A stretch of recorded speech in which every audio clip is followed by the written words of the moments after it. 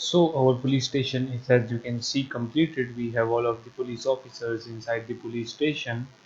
Now what we will do is, let's select all of these three police officers and we will move this inside our environment and then inside our police station.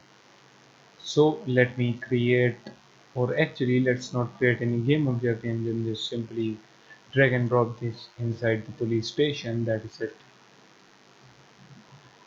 And once you added these police officers inside the police station, now let's just simply play the game and see if it works or not. So let's go ahead and run towards inside the police station. As you can see from the window, the police officer is working. Let's open the gate.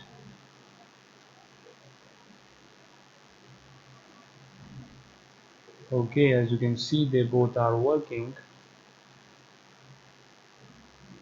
And if we check this side, as you can see, they are working as well.